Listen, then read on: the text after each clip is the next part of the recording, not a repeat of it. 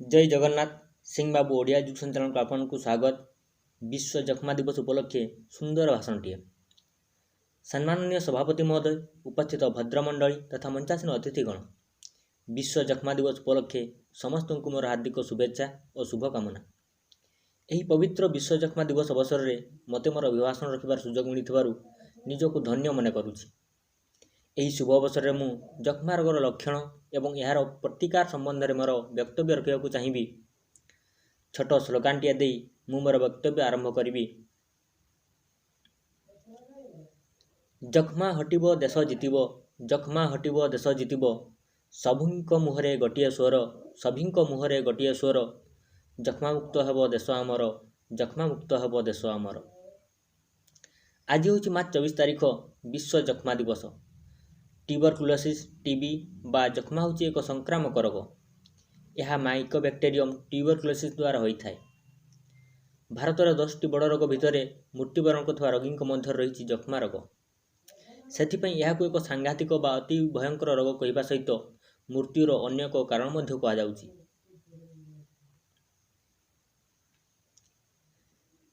Ads cancer रोग को बाद देले पृथ्वीर भयंकर तथा मारात्मक रोग भाव जक्मा बा टीबी वर्तमान अप्रतिहत भाव काया विस्तार कर बढ़ी चली। यह एक चिंताजनक विषय। केवल भारत नुहे अन्य विकासशील देशगुड़िकर मध्य जक्मा रोगी संख्या चिंताजनक भाव वृद्धि पाउछि।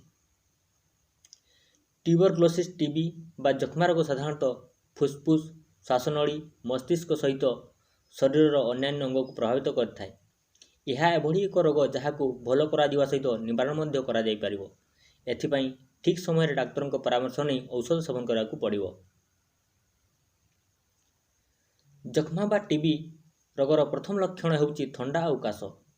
2 सप्ताह अधिक दिन धरी थंडा, काश, ज्वर भली लक्षण देखादेले यह जक्मा रोग बोली आशंका करा जाए। मनुष्य शरीर पर ट्यूबरकुलोसिस टीबी बा जक्मा अत्यंत भयंकर होता है।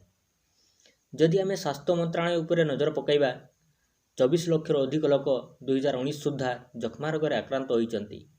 एसह दर्शा से देश में 79,144 जन जक्मा रोगी 2019 सुधा यह रोग मृत्युवरण करछंती।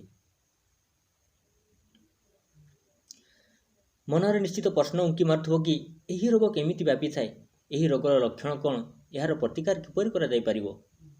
जक्मा रोग संक्रमित व्यक्ति शरीर काश, छिंक द्वारा भूताणु वायुमंडल को जाए एवं श्वासक्रिया माध्यम अन्य जन सुस्थ व्यक्ति शरीर को प्रवेश करी तांकु संक्रमित करथाए।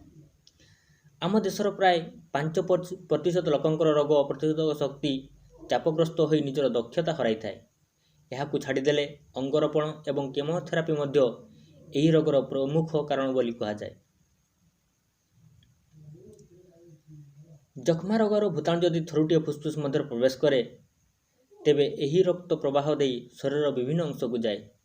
जेतेबेले जणक देहर जक्मा रोगर लक्षण आरंभ हुए सेतेबेले ताकू काश, श्वास नेबार समस्या, छाती रे जंत्रणा होता है। ता सहित सबुबेले हालिया लागिबा, राति रे शरीर झाड़ बहिबा, बिना कारण हठात ओजन कमिजिबा, ठीक समय भोक न लगिबा, यही सब लक्षण देखादेले अवहेला नकरी तुरंत डाक्तर को परामर्श नेबा उचित।